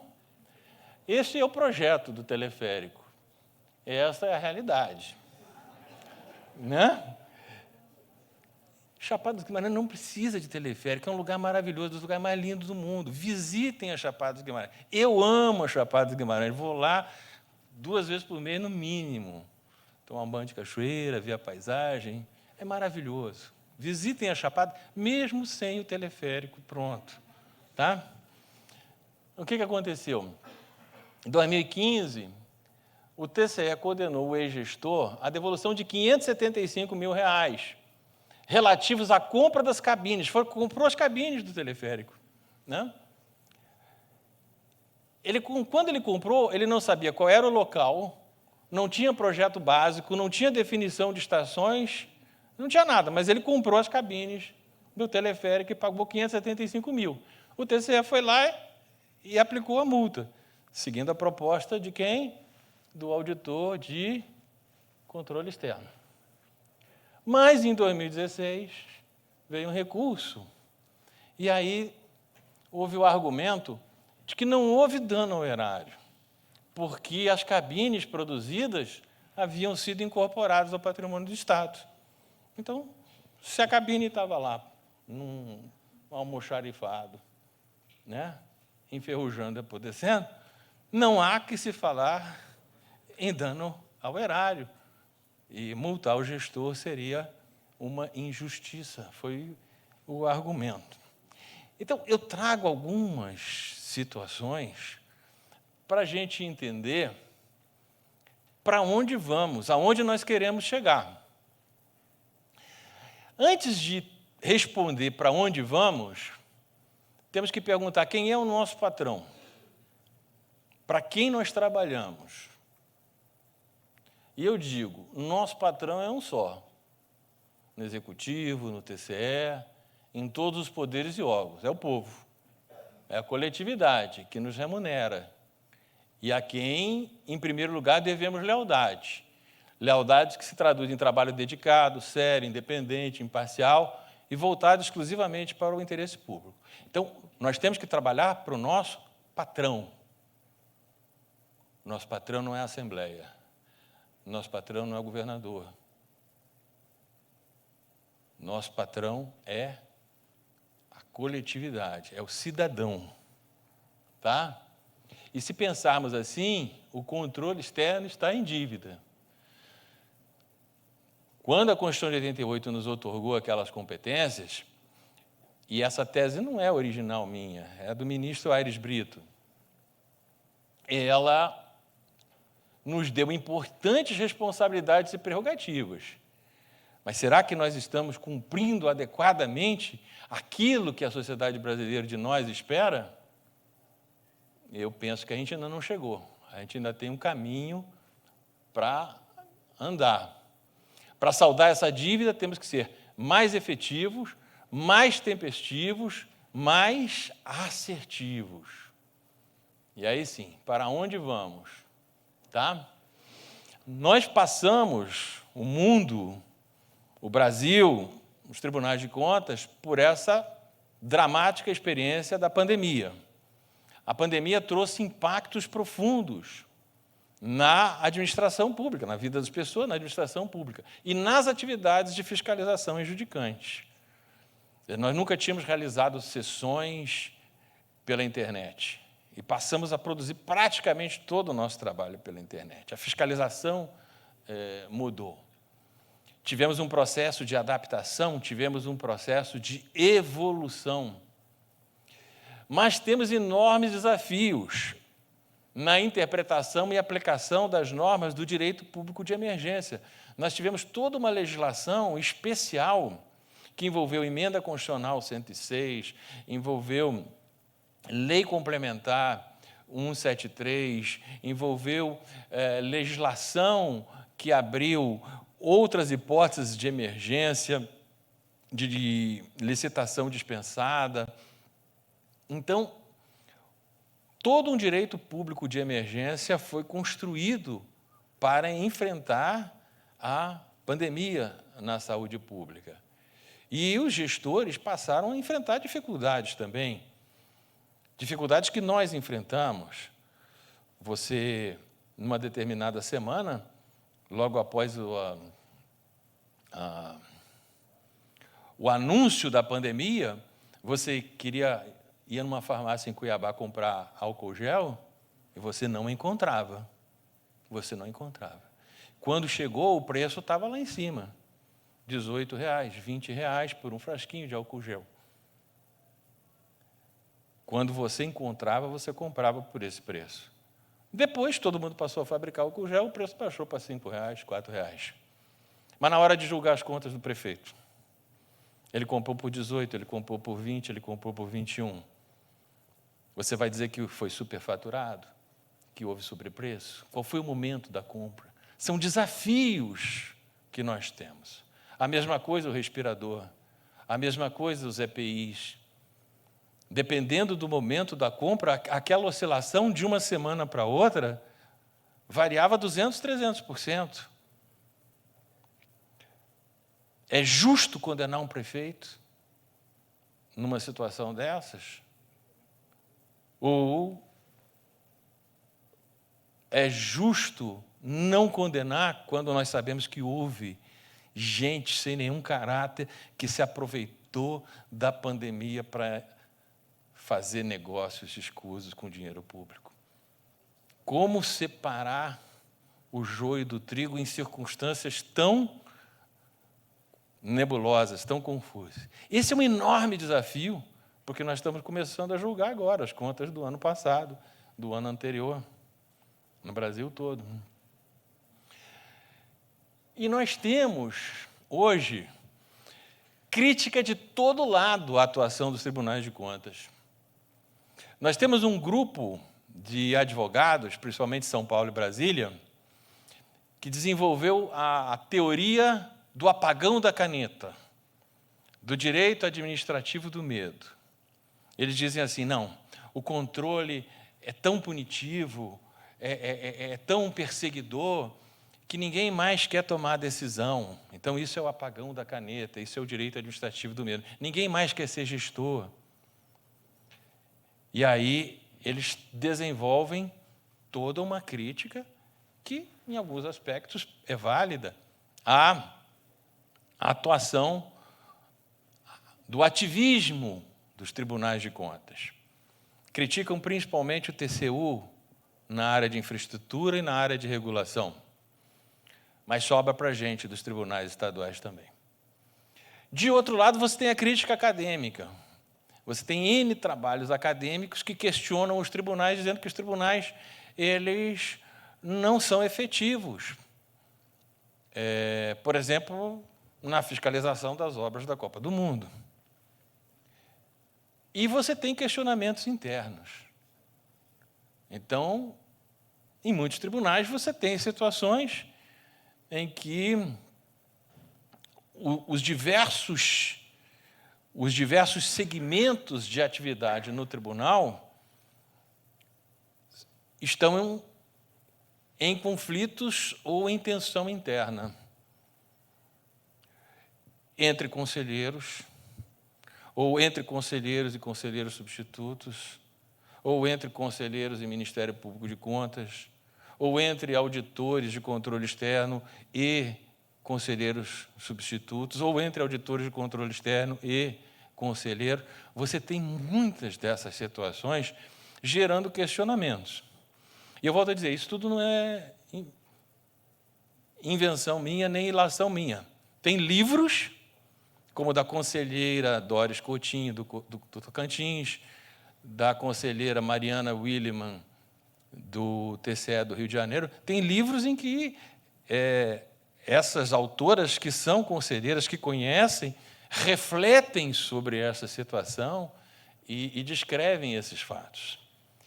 E aí nós temos, hoje no Congresso, eu fiz um levantamento rápido, eu encontrei mais de 25 propostas de emenda à Constituição alterando as regras dos tribunais de contas, para tudo que é forma, desde a extinção dos tribunais, a mudança nos critérios de escolha, a criação do CNTC, etc. Ou seja, para você apresentar uma emenda, você precisa ter 1/3 dos deputados ou dos senadores. Para você ter 25 emendas tramitando em diversos graus é porque os nossos representantes do povo no Congresso estão incomodados com a situação vigente, ou por um lado ou por outro, mas isso é um sintoma.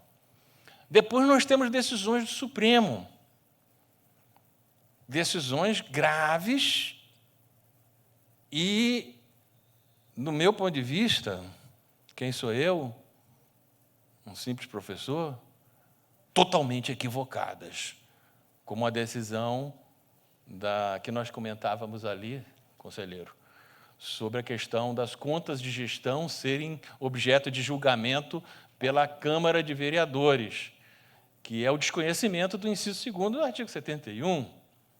Foi uma decisão por 6-5, né, dos ministros do Supremo, mas que os 6 estavam do lado errado. O 6º, né, votou errado.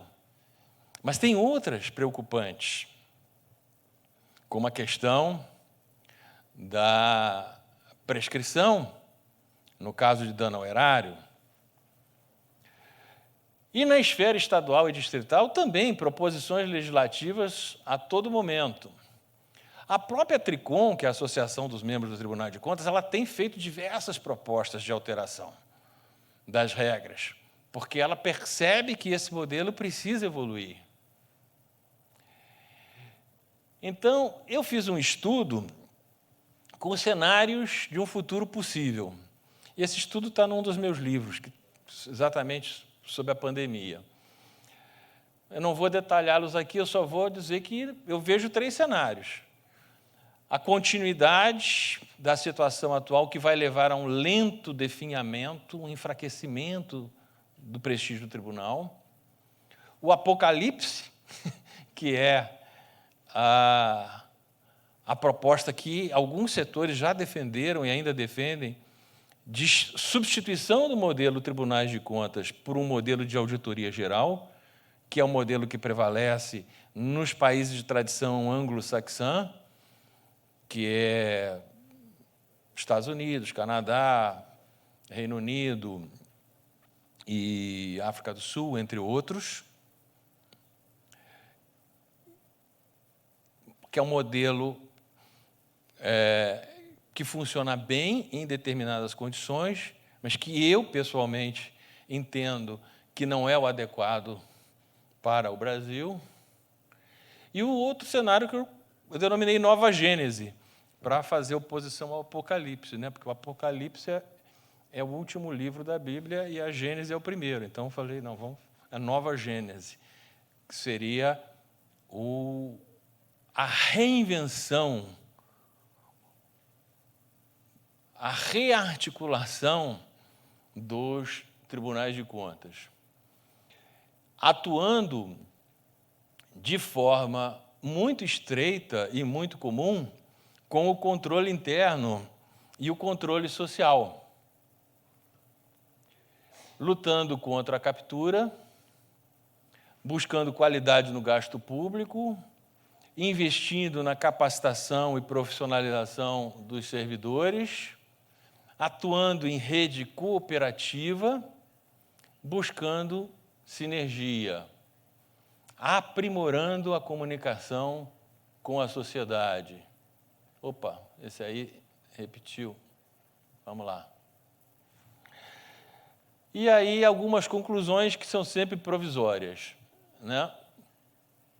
O poder que não tem controle exorbita, se torna autoritário, se corrompe e corrompe a sociedade. A função de controle, muito mais do que uma função técnica, é uma função política essencial à democracia. Os principais destinatários do controle não são os governantes e gestores, mas sim os cidadãos, a sociedade. O controle exercido com competência, efetividade e independência é condição para o sucesso das políticas públicas. Então, vamos ter esses desafios. O controle da responsabilidade fiscal. A lei de responsabilidade fiscal foi profundamente alterada nos últimos 2 anos. Primeiro, em virtude da pandemia, de forma provisória, depois de modo permanente.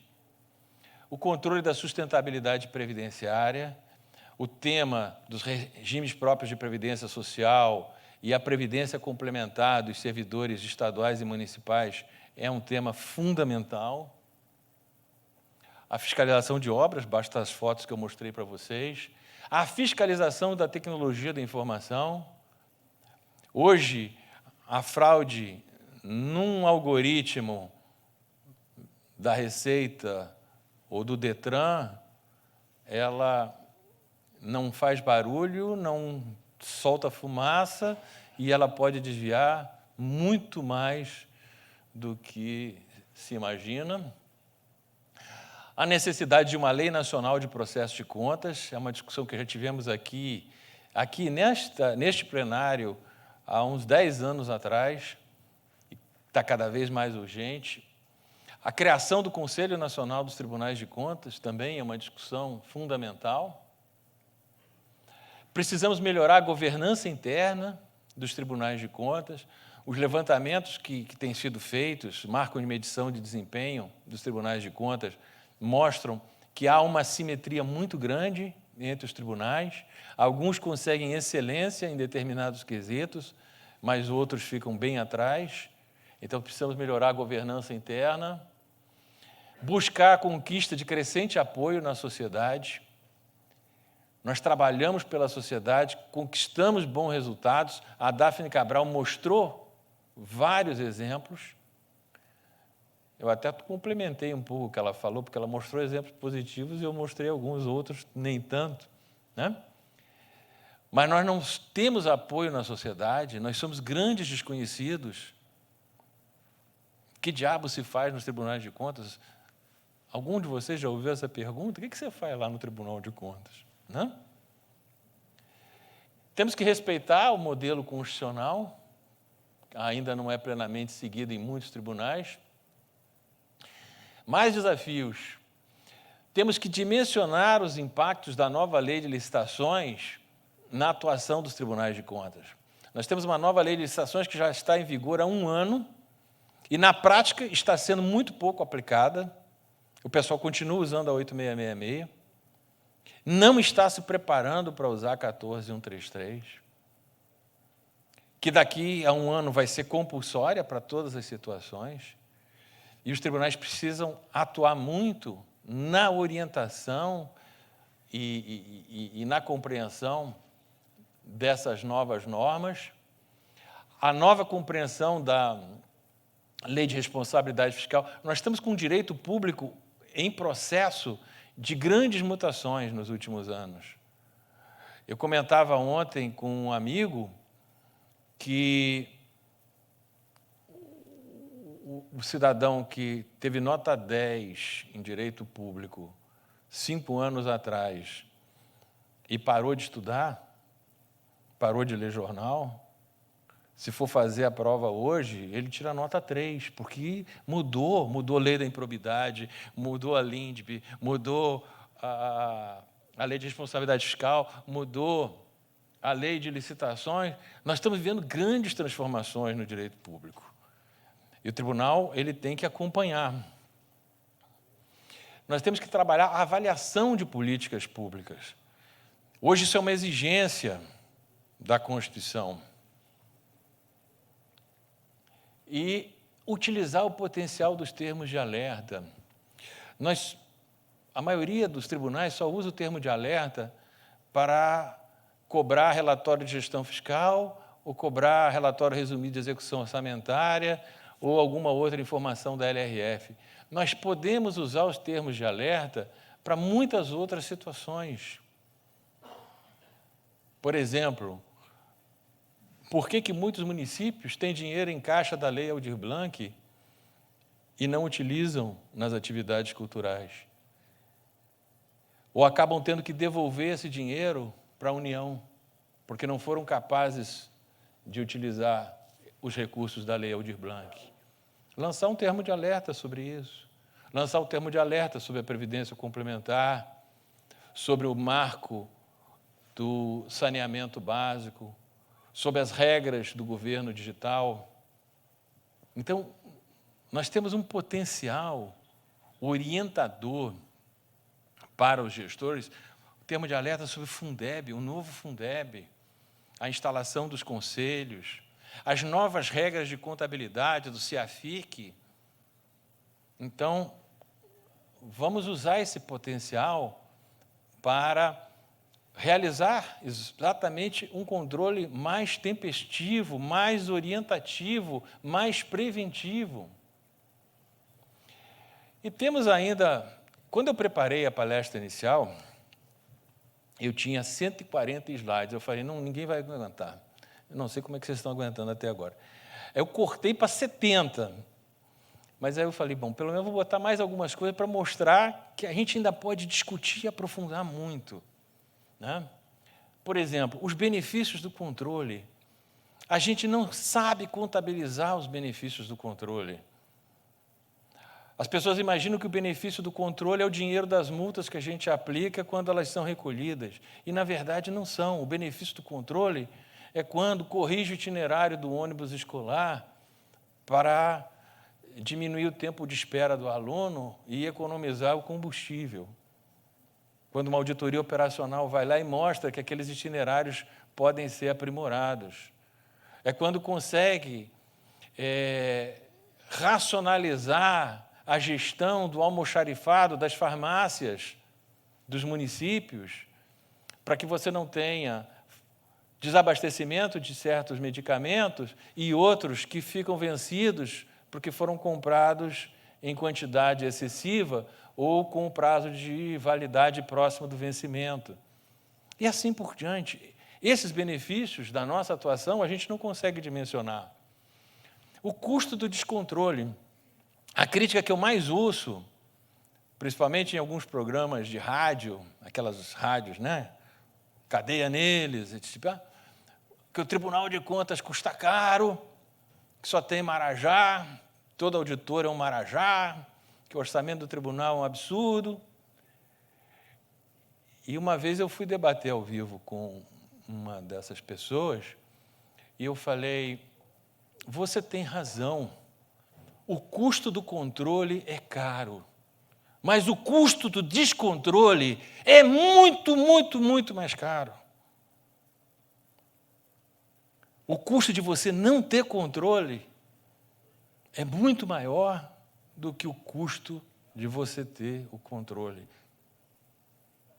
É claro que alguns tribunais podem ter um desperdício aqui e acolá, um exagero, uma situação que pode ser revertida, mas o custo do descontrole é muito maior do que o custo do controle.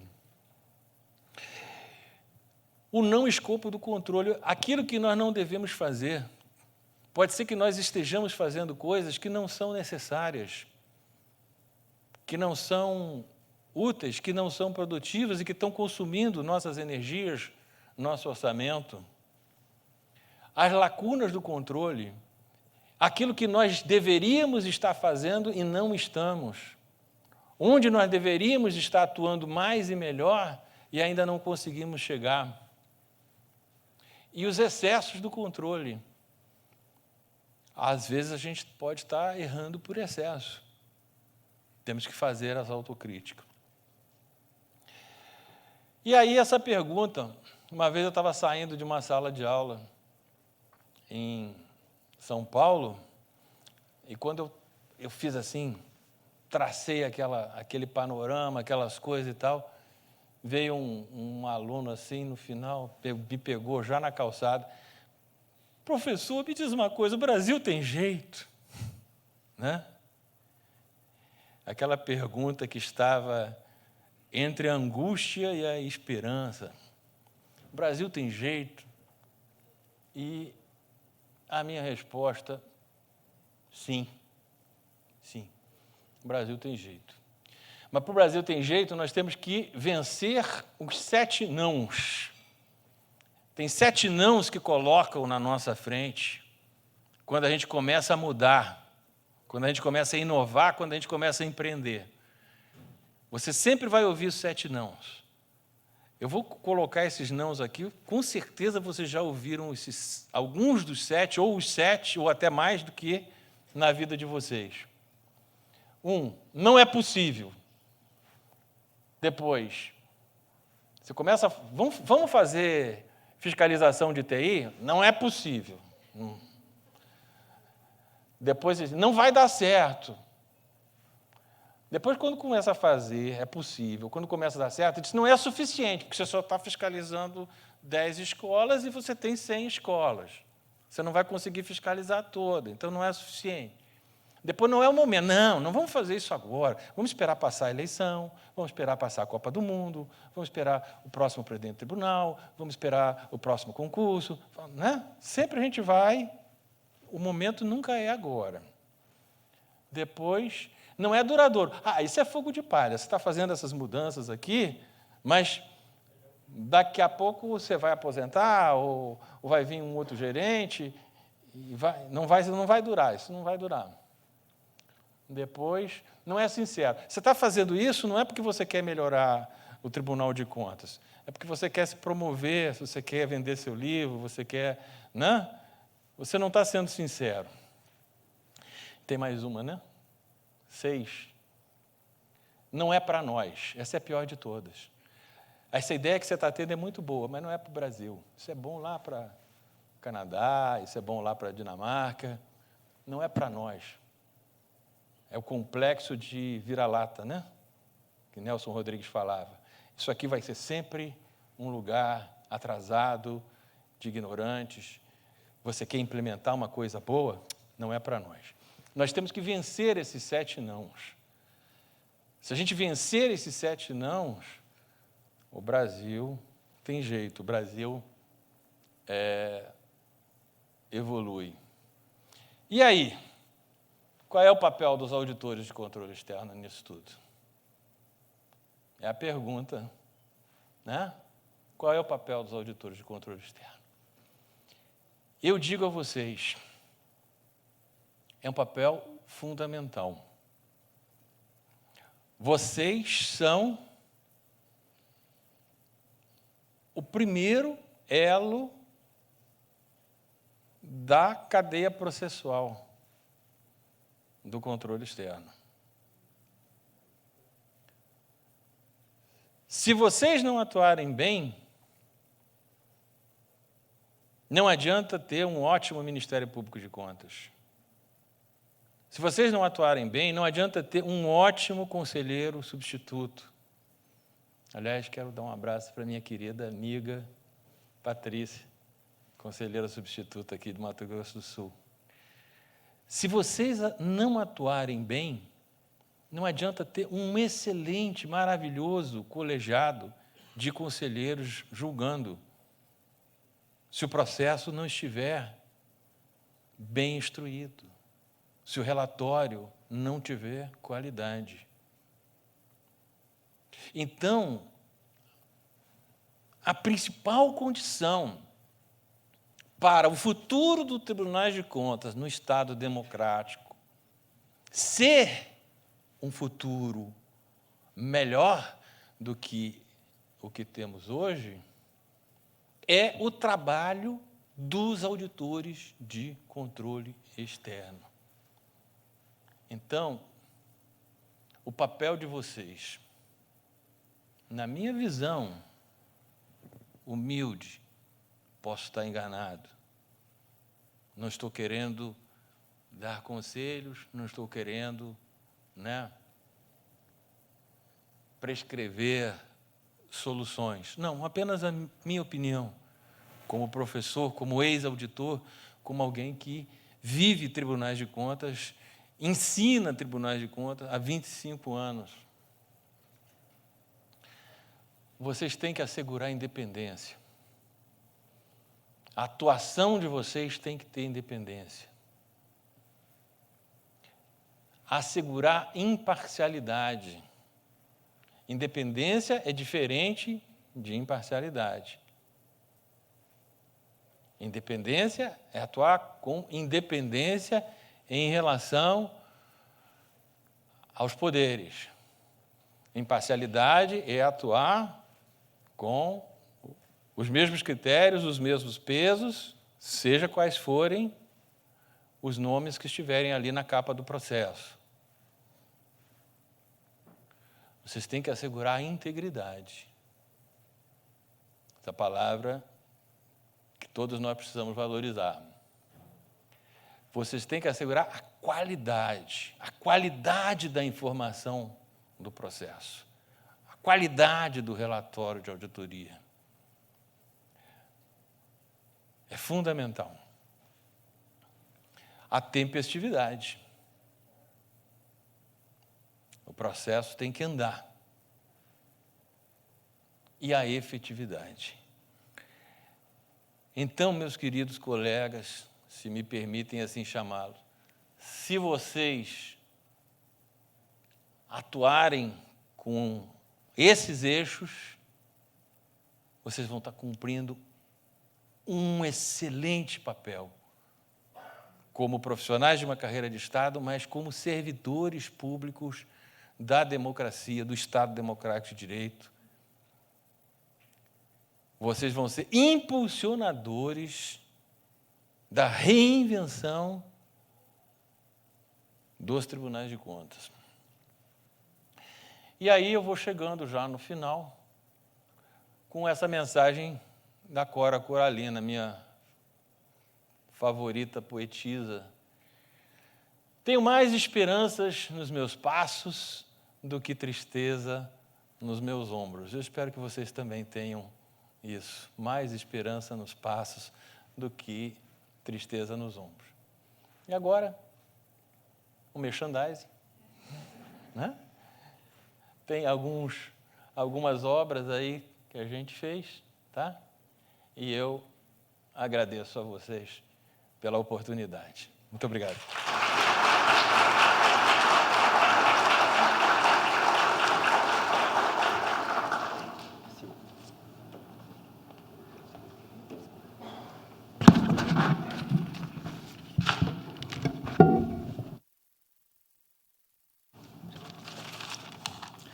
Nesse momento, iremos convidar a senhora Maitê para o sorteio de um exemplar do livro Os Tribunais de Contas e o Direito à Boa Administração Pública.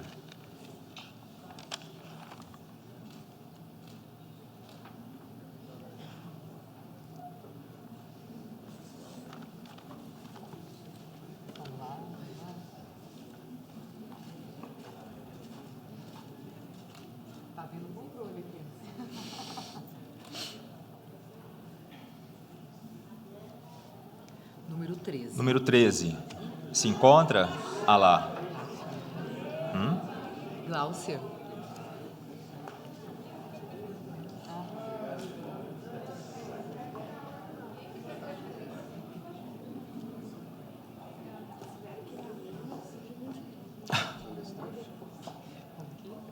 tirar uma foto em história. Aqui,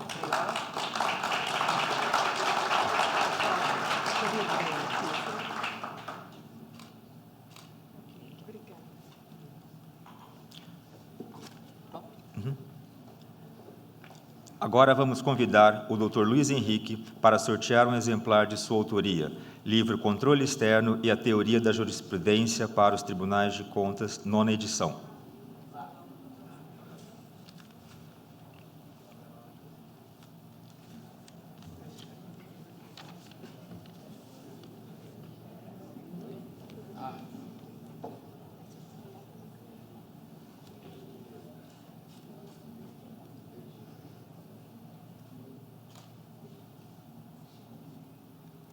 (76) 7,6 se encontra aqui?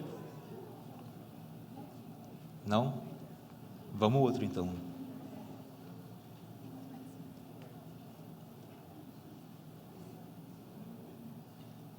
(19) Ó.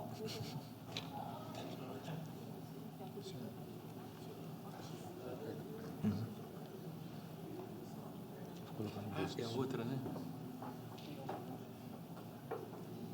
Opa!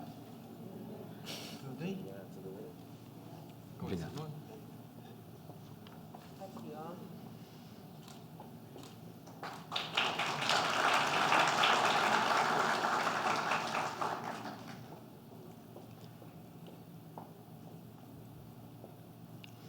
Em nome do excelentíssimo senhor conselheiro Irã Coelho das Neves, presidente desta Corte de Contas, agradecemos a presença de todos que prestigiaram esse evento e desejamos a todos um bom dia.